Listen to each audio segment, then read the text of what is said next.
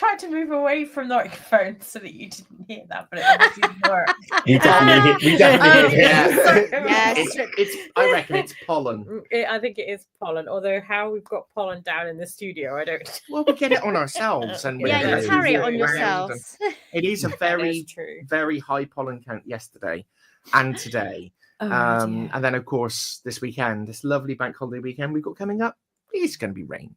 Of course. Of It's half course. term. Yes. Them the rules. Yes. So all the pollen will be nice and down, and everybody will be going, "Yay, no pollen!" Oh no! Oh, It's the raining. kids are off school and they want to run around and it's We're raining. all just watching films indoors. Yeah.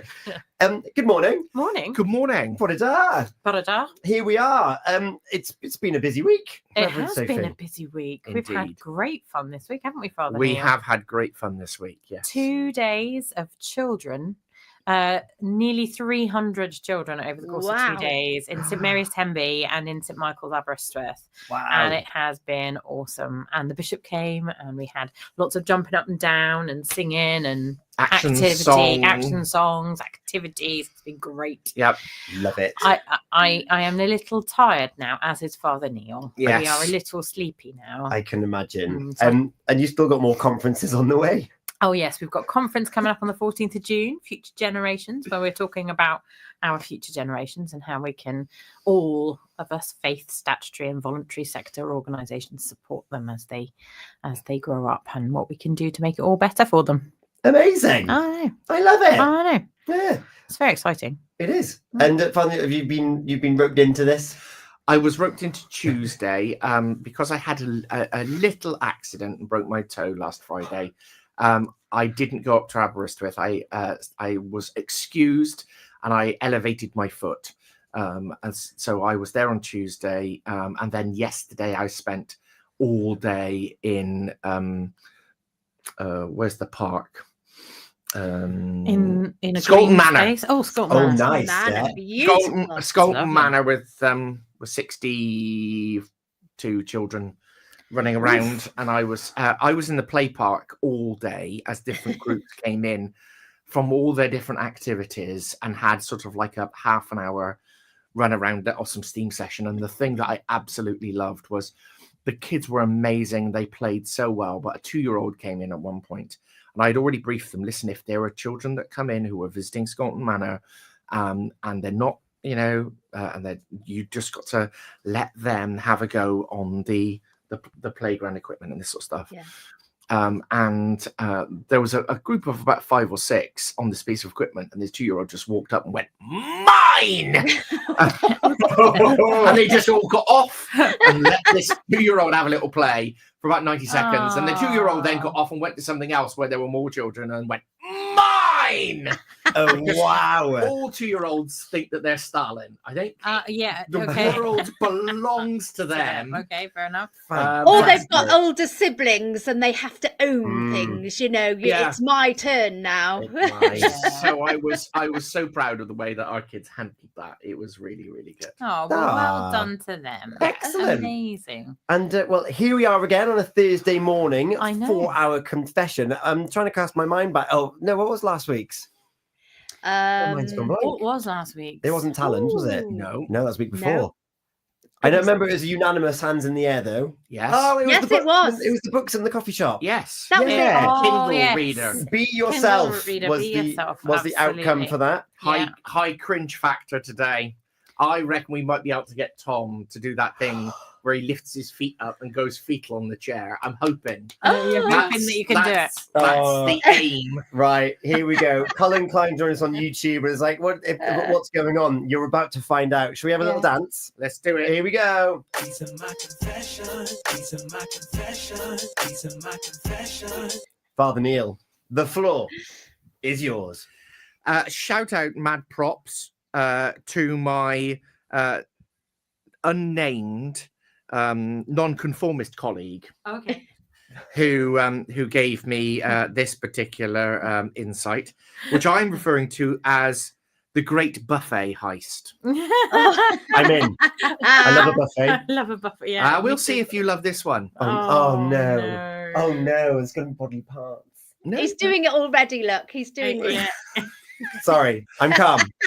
Good morning, G&T Breakfast listeners, and to everyone still alive and kicking.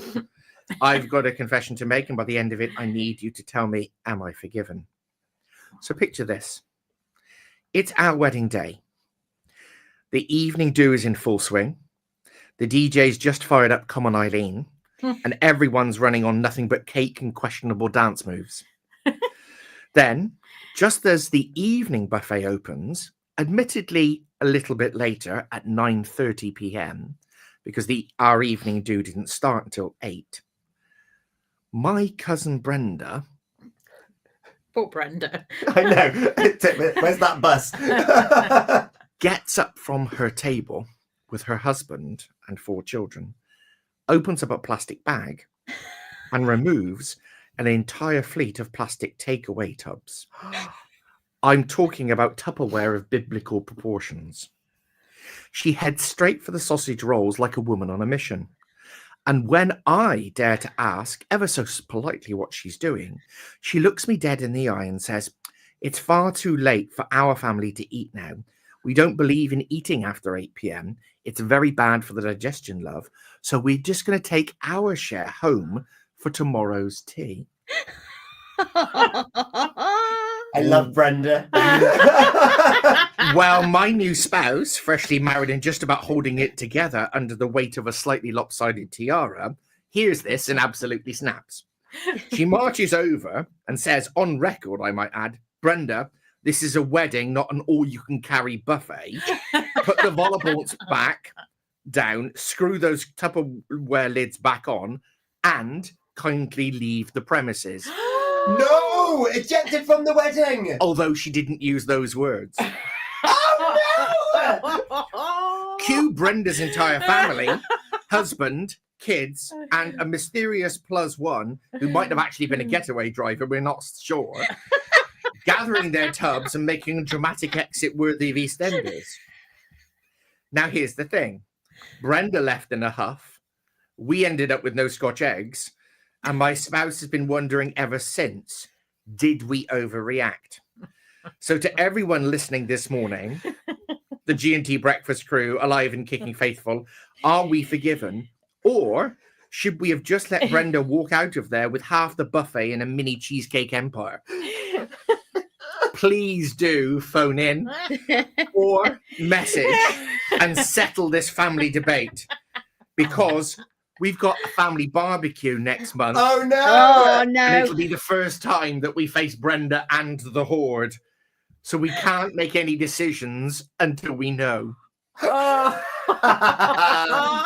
Amazing. Weddings are always great fun for family relationships, aren't they? So there's a wedding, the evening buffet comes out, which you got your samosas and your hams and whatnot. Yep. Brenda's turned up, armed and ready to basically snaffle half of it and be like, "This is my share." She just wants picnics for the rest of the week. And the bride has, in no uncertain terms, told Gina what she said. She said, "Get out." She said, "You Get out of my bag. You could do one. You can do one." And so she did do one. Did she? And she left with the Scotch eggs. So she could get something. She got something, yep. Oh my goodness! And the whole family stormed out in a huff. Yep. Oh, at a wedding. Yep. It's a rite of passage, though, isn't it, to have something happen at a wedding? Yeah. You've had a wedding recently. You had a wedding reception. We did. If Anything dodgy happen? Not that I'm aware of. No. I was it. well, we were there, so all 3 of us were there, we were so we didn't see anything. But did anything happen after we went? Wow. They might have been behaving themselves while Father Neil and I were in. Yeah, it's true. That's it. I'm sure. If somebody you know Mhm. had premeditated turned up with plastic tubs and actually already organized with the rest of their family that they were going to, as soon as the buffet comes out, before anybody else got to eat, go across to the buffet table and start to pile food in the plastic tubs and snap the lids on, and when Yeah. confronted say, we don't eat after 8 o'clock, but this is our share. This is Share. what we would have eaten. So we're going to take it home. Mhm. What would the reaction of your good lady wife been, do you think? Well, the good lady wife has been in touch on Facebook. Oh! So we are going to hold off on that. What I will say that there's a pivotal piece of information that you just gave there, which makes me actually think, hang on. Whoa, Brenda. You can't do it at the beginning of the buffet. No. No, She was straight out of the gates. Oh, that does change things for me. If it was No. like, let everyone have their go and have their cue and then be like, right, it's been out for half an hour now. Let's go now. I may be thinking differently. Gina, your summary thoughts. Right. Now then, it would have been a different scenario if the family had all got up and got their little plates, because they are little plates, they tend to be with these buffets. They've got their little side plate and they'd have put their share on their side plate, gone back to their table, then got their planned Tupperware out and thought, well, I'm going to pack mine up for tomorrow. That would have been different because they've got their little share on their plate. Yes. Mhm. Yeah. So they would have eaten that anyway, and they're going to take them away. So I believe that that's the way round they should have done it. But if they're going to load these tubs up, you do it at the end of the night when everybody says everybody's eaten. Oh my goodness, there's so much food. Please take some home. And that's usually what happens. However, I do have to own up to something. Oh, Oh, we love a double down confession. Now then, I have been known as the DJ, okay, to bring Tupperwares, armed with Tupperwares, to a party at a certain venue, because they used to do beautiful, what were they called? Chocolate eclairs. That's what they were. So chocolate eclairs. They used to do these gorgeous chocolate eclairs, and at the end of the night, there would always be loads of them left. So what I used to do is, before they take them to the kitchen, because they were going to throw them because they'd been out so long, I'd load up my Tupperware and I would take them home. And I have served them at a party the following day for my son's birthday when he was small. I love that. The problem that I have with that is not that you were doing it. Because It's the they've been fact out so that- long. No, you can't put a chocolate eclair in a box or a bag because the lid of the box or the paper of the bag touches the top of the chocolate eclair Mhm. and then peels all of the chocolate off. That's right. Now Yeah, I don't no. eat butter, I don't eat cream, I don't have chocolate. So you might think to yourself, how does he know this? Because the good lady that I am married to will love a piece of cake like that, and I will go in and buy something for myself which is dairy free, and then I will get something for her. And then if I don't somehow create an air pocket in the bag to preserve the integrity of the chocolate eclair, when she pulls it out the bag and the top is It's stripped stuck. off, it's my fault. Yeah. It's your fault. She's yeah. right. Yes. Reverend Sophie. I have to say I'm with Gina on this one. I just Have you done it as well? No. I'm horrified that that this person in question thought that it was okay at any point to take Tupperware to a buffet in a wedding or indeed anywhere else and start filling up your boxes. That's the first thing. Secondly, if you were going to do that, you would say to the bride and groom, or bride and bride, or groom and groom, or whoever it is, you would say to them, wouldn't you? You'd go, do you know what? We don't actually eat after this time of the night because it's not good for our digestion. Would you mind, when everybody else is finished, if we just fill our Tupperware boxes up? And then the trauma would have been avoided completely. So I'm kind of with you on this one, Gina. I think Yeah. it was a little bit out of order, really, wasn't it? Yeah, because there's the actual action of coming prepared with the Yeah. Tupperware and being like, I'm feeding my family for a week thanks Yeah. to your wedding. Thanks, you had it. Yeah, But then there's also the reaction of the bride. yeah. Oh no, Getting- she did well. She did well. She did well. Get out my pub! Exactly. So there we have it. Let's have a look. Denise has just joined us. Good morning. Have a great day. Always say I can take it if you're okay with it. Okay. Yeah. So you're Denise is asking. going. Yeah. But you ask first, be like, look, I'm not going to eat now, but do you mind if I take all the Yeah. samosas? That's fine. And then you can leave. And a jar of chutney. See, the thing is, cousin Brenda is not the bride's cousin.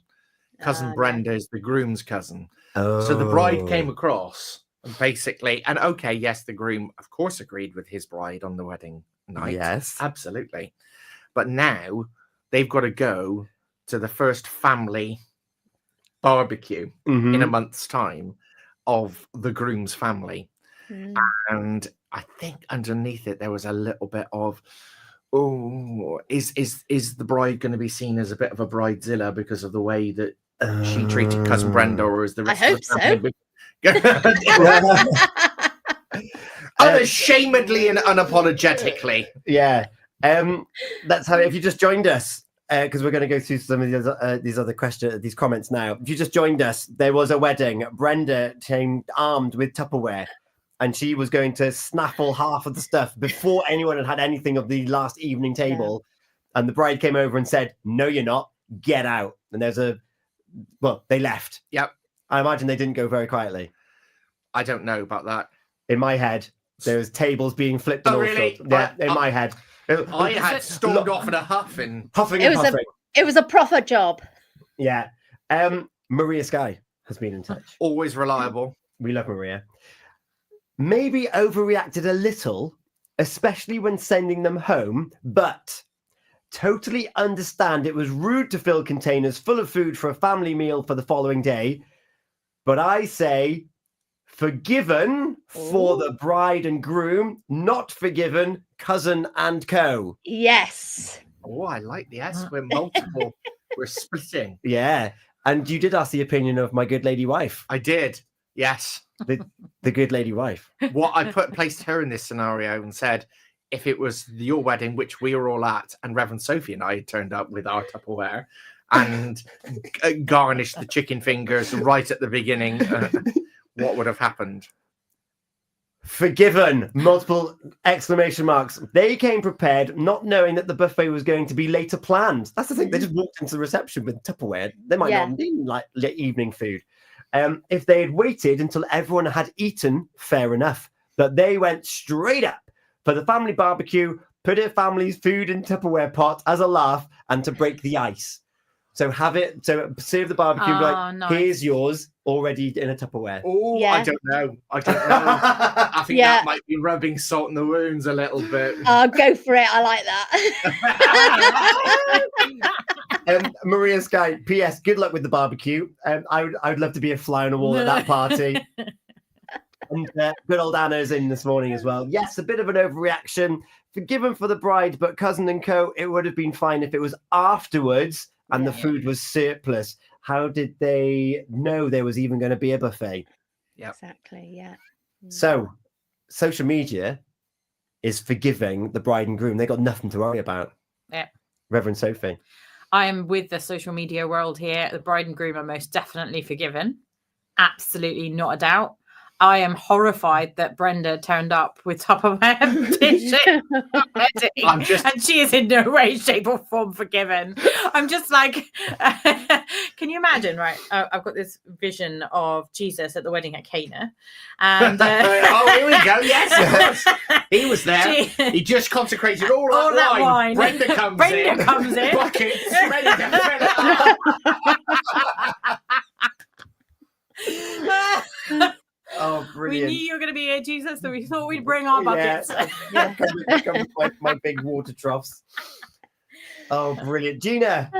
Yeah, well, I'm with them. I think the bride did well. And Brenda, you are just not forgiven. You would have been forgiven if you'd had those Tupperwares and you'd have taken it after, but not at the beginning of the buffet. You just can't do it. It's very rude. So Patience is no, a not forgiven, virtue. Brenda. Not forgiven, Not Brenda. Was Father Neil the cousin? No, Brenda is a pseudonym. I have to say that. So Brenda's the name that I picked because actually, this sort of like was relayed to me, and it was just my cousin and not. So I thought I'll give a name. You'll give a name. We do Um, love the name Brenda. Father Neil, what did you decide? I I was in mixed feelings here. Mhm. I think that there were quite a lot of shades of grey and nuances.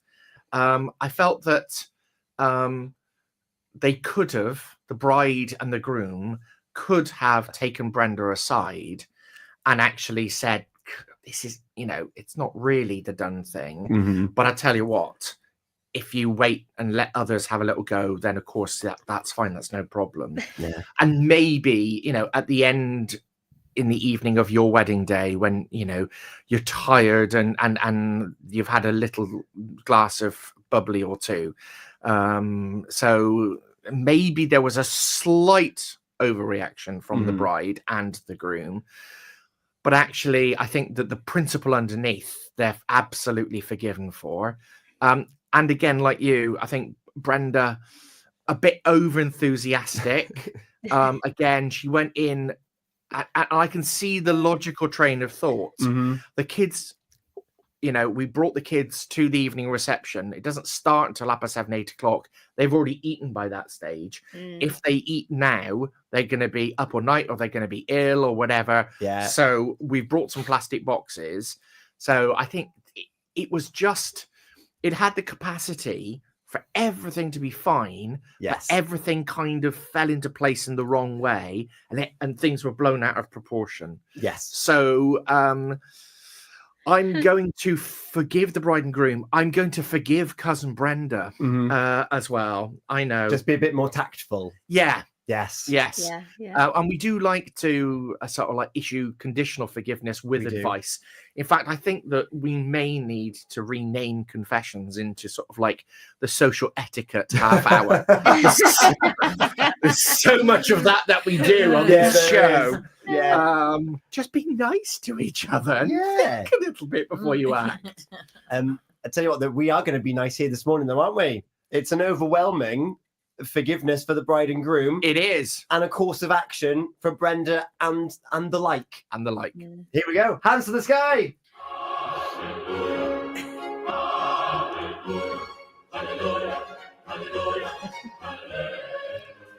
Excellent stuff. Thank you so much. We'll do confessions again next week. You can send yours in now, studio@purewestradio.com. In the meantime, though, alive and kicking on Sunday morning. It is indeed. Yes, it's Rogation Sunday this Sunday, so we're going to be exploring that.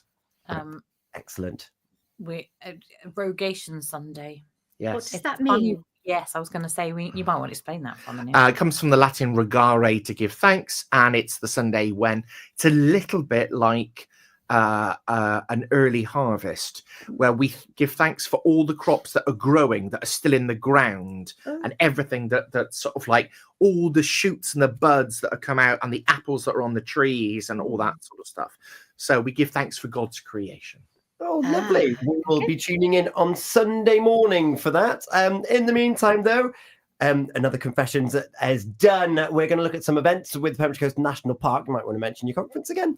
And we'll look at the roads. Gina, there's quite a lot going on at the moment. Yeah, we've heard from Kyle this morning. Is very, very busy along that A40. Leave some extra time. And we will have the very up-to-date traffic and travel with Link Taxis on the way. Thank you very much, guys. You're very welcome. Bye.